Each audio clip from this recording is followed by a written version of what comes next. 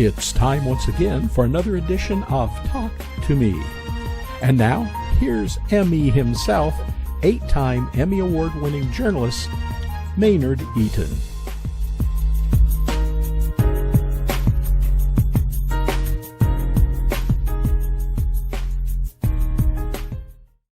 Hello, friends, and welcome to another edition of Talk to Me. We're proud to have tonight a return guest.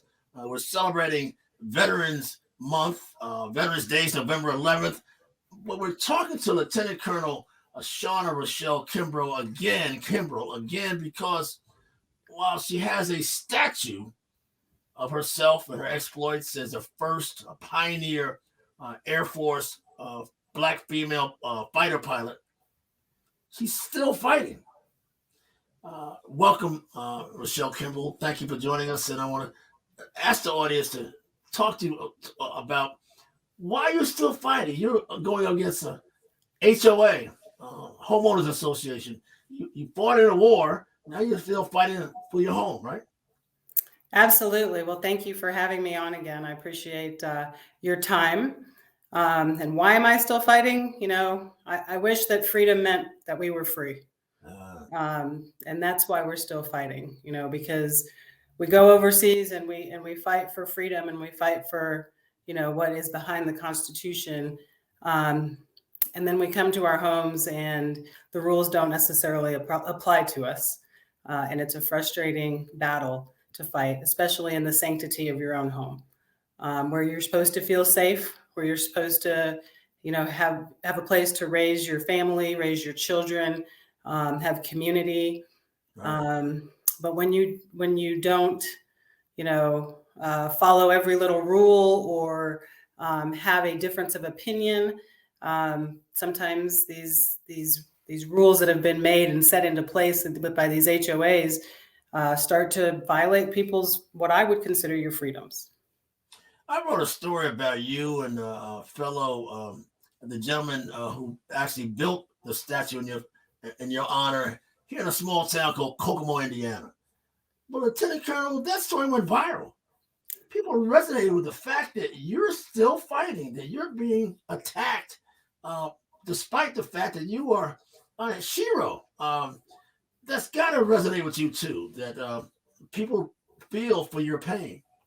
It does. Well, I appreciate that, you know, that people are reading and are understanding the plights that we are still going through, because it's important to know. It's important to be put out there to know that, you know, these, you know, not just myself, but all veterans who've given a part of their life, given a part of who they are to go out and provide this very freedom that is then turned against us. And so, yes, it absolutely resonates with me that, you know, that people read that and they see it potentially in their own hometowns, potentially in their own communities. Yeah. And it's something that I think we need to put a stop to. How can you put a stop to what's happening with you? And please explain. And my reporting about it, it's about a garage door. Is that correct? That is correct. It is. We went through a long and arduous process with our association, different than anybody else that has built similar structures in our neighborhood.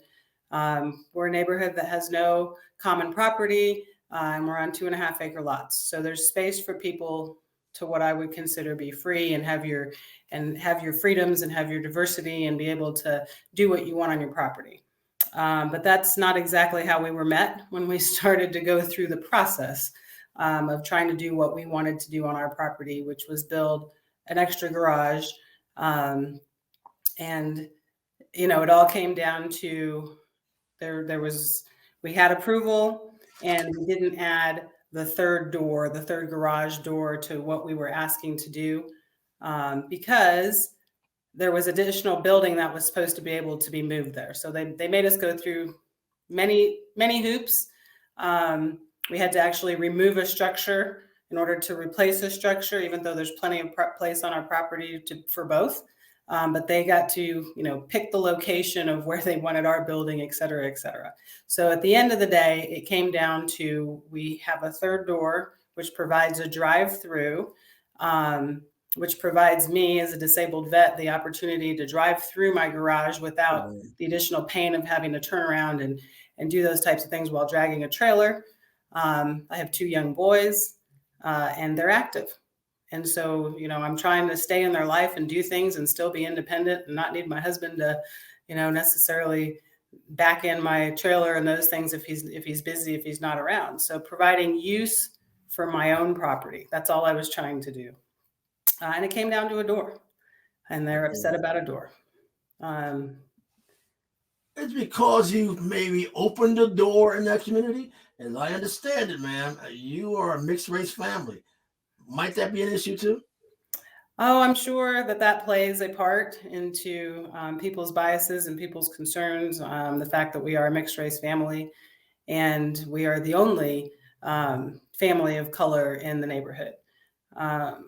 So I'm sure everything that we do, I certainly feel is watched a little bit more carefully with a little bit more of a watchful eye, and held to certainly a different standard. And that was the first thing that kind of struck my attention, because I've lived a life of double standards. Right. You went through that in the service, right? Did you not? Absolutely. Went through that in the service, went through that in grade school, all of it, a whole life of it. And I've retired here and I have bought this home, and I own this home, and I don't want to live by double standards anymore. I want to be able to live my life and raise my children with the same dignity and respect that everybody else receives on our property. I don't feel that is unreasonable. I feel like that is exactly what we fight for. Exactly what we fight for. And what you fought for. That's Yes. past that. You did it already. Yes, absolutely. And you're still fighting a disability. You slipped that by, but you left the service with some pain, with some extended problems that you're still trying to deal with, right? With this door, right? Absolutely. Absolutely. What about your sons? Are they having issues with this as well? I know they've seen mom in pain. You mentioned your 2 young sons. I know they want to play on their property, so it's not easy watching you go through this, I'm sure. It's really not. I have one son that is very in tune to feelings and emotions, and so we have to have discussions at our dinner table about why we're being treated differently. We have to have discussions at our dinner table about, are we going to lose our house? And I try to tell him, you need to be 15 right now. We'll take care of the big problems right now. I need you to be 15 and I need your brother to be 11. And I need you guys to know that if there's stress, it's not caused by you. Like, unfortunately, there are these outside pressures, but kids are, boys and children are very sensitive to the ups and downs and the dynamics of the family. And a lot of times they internalize it to think that they are causing that. And so I try to be open and honest with them to let them know that they are not the cause of this stress. But they're very bright, and so they see what's going on. My oldest son is very, very intelligent, and he's even asked us, well, if this is increasing property value, why do they have a problem with it, right? I'm like, thank you. Go run for president of the HOA, right? Wow, that's a door I didn't know we were going to go into. You're right. The pain our children feel as a result of, and that's a dinner table conversation, not the news, but family stress. So that's got to be tough for you as well. Yes, absolutely. And I think that, any minority family, unfortunately, has different dinner table conversations than the majority. Let's talk about HOA for a second, please. Yeah. Our technical producer, Mark Abrams, is a veteran. Our executive producer, Bernie Hartman, is a veteran also, but also former president of his HOA. What about the politics of homeowners associations? Is that a new dynamic? Is that politics? Is that as fierce as city council and congressional races, or is it more intense and more local? I think it almost has as much political clout sometimes, or at least the people involved in it want the power would like to believe that. I think it's a big power play for some people. Some people just want to be left alone. So I think that there's a big dynamic, and it just depends.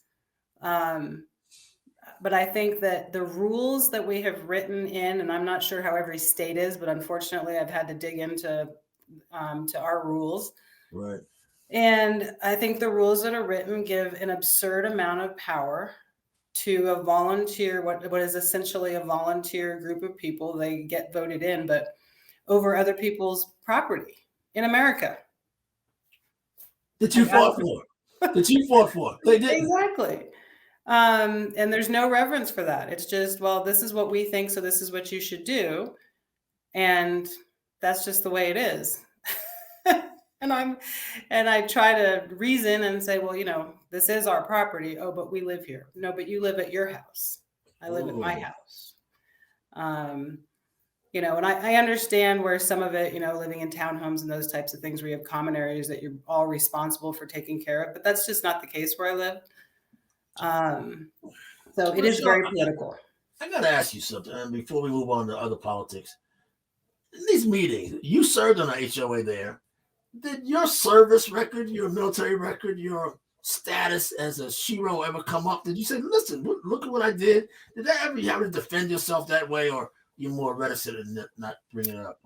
Yeah, no, I typically don't lead with that. I'm a journalist. That's my lead. Right. I typically don't lead with that because I have found that people quickly try to one up and it's more of a defensive position. I see. Than if you try to go in with, we're all humans, right? We've all had, we all want to live our lives. Everybody has their own set of struggles. Everybody has their own set of things. At the end of the day, what are we trying to accomplish, right? We want to be free. We want to be respected. We want to add value to our communities. Yeah. We want to, be able to be friendly and neighborly and all of those things, right? So we all have the same values. It matters what I've done, but it shouldn't matter if we were all treating people as humans. If we were all treating people with the same dignity and respect that they deserve and knowing that the diversity and that differences add value to our communities and we should open our minds and look at things, that's what I try to lead with. And then we get to know each other and say, oh, what have you done? Oh, I've done these things and those things. And oh, wow, you're an amazing person. You're an amazing person as well. And sometimes it just doesn't, you don't get to do that because people are so guarded and so biased and so negative that it goes down a bad trail instead of a good trail. Lieutenant Colonel Kimbrell, speaking of amazing people and politics, we witnessed a passing this week of Colin Powell. Your thoughts on him and his career as a military veteran and what he brought to the table as the first Black in many arenas and leadership in the military? He was a powerful leader. That's what I can tell you. He was a powerful leader. He opened so many doors for so many people. He was well respected in many circles. And, it's sad to see his passing, just knowing what an impact he's made on generations of minorities, but generations of just military personnel as well. Did you feel his influence, man, when you were serving? Did you see or feel his influence? Absolutely. I would say that you felt it. I know that when you get into the positions that he held and you get to be the voice and you get to lead the troops and lead them well, it has an impact on everybody that's below you in rank and stature and those things. Finally, the Veterans Day is November 11th, the day after my birthday, y'all. But honestly, will you celebrate, or how do you celebrate Veterans Day? So how do I celebrate Veterans Day? I just, I usually try to hang out with a couple of, our local friends who have served and do a little bit of reminiscing, but, and that's really about all we do. It's kind of a quiet time in our home, maybe a backyard barbecue and just remembering all that have gone before us, remembering those that we've lost, and just hoping that, that America and that people can see the value of our service members and feel that value. Because there's a lot of places that do great at recognizing their veterans. They do great work, and they appreciate them. And I love to see that. And so yeah, we just we're kind of a homebody, and we kind of do that type of stuff for Veterans Day. Do your memories of your service, your heroics, stay with you? Do they come up? Do they live in you, or that's history for you too?